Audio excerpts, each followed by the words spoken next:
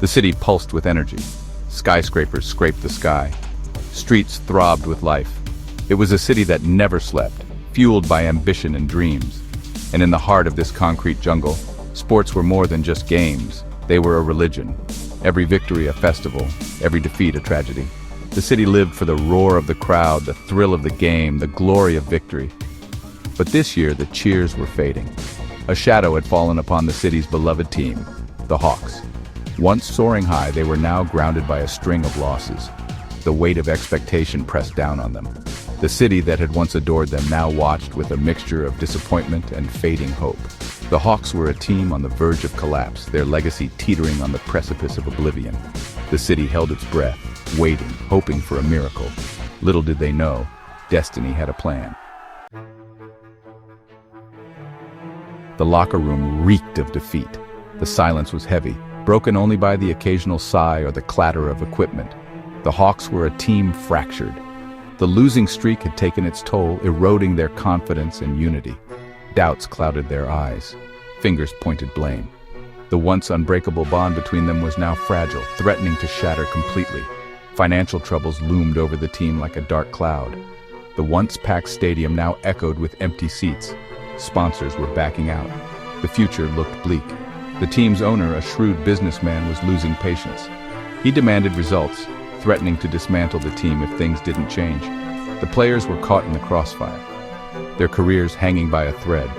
The weight of the city's expectations, the pressure to perform, and the fear of failure had crippled them. The Hawks were a team adrift, desperately in need of a lifeline. They needed a leader, a beacon of hope to guide them out of the darkness. The announcement came as a shock. The new coach wasn't a seasoned veteran, a celebrated strategist, or a familiar face from the basketball circuit. He was an outsider, a wild card.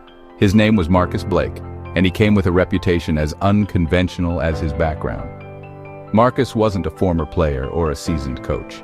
He was a former Army medic, decorated for his service in some of the world's most hostile war zones. He had stared death in the face, witnessed the depths of human suffering, and emerged with an unyielding spirit. His appointment was met with skepticism from the team and ridicule from the media. What could a former medic, a complete outsider to the world of professional basketball, possibly know about leading a team to victory? They would soon find out. Marcus brought with him a different kind of experience, a different kind of wisdom. He had seen firsthand the importance of teamwork, resilience, and unwavering belief in the face of adversity. He was about to bring that same grit and determination to the basketball court. Section 4. Unorthodox Methods, Uncertain Results. The first practice under Coach Blake was unlike anything the Hawks had ever experienced. Gone were the familiar drills and strategic plays. Instead, they found themselves on an obstacle course, pushing their physical and mental limits. Marcus believed that before conquering the court, they needed to conquer themselves. He pushed them to their breaking point, demanding discipline, resilience, and unwavering support for one another.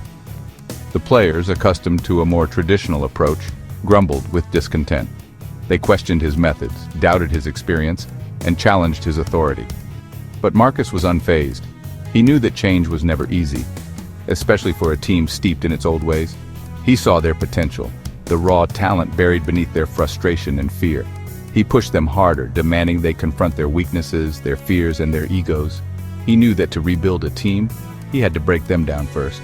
He had to make them face their demons on and off the court. Section 5. Facing demons, on and off the court. Marcus's methods went beyond physical training. He delved into their personal lives, understanding that their struggles off the court were intertwined with their performance on it.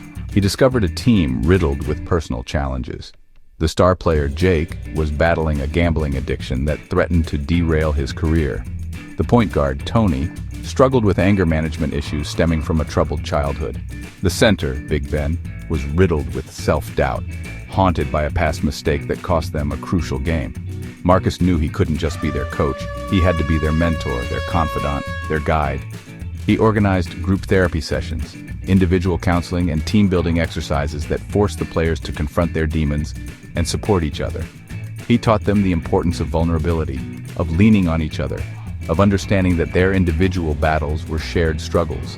His methods were unconventional, but they were working.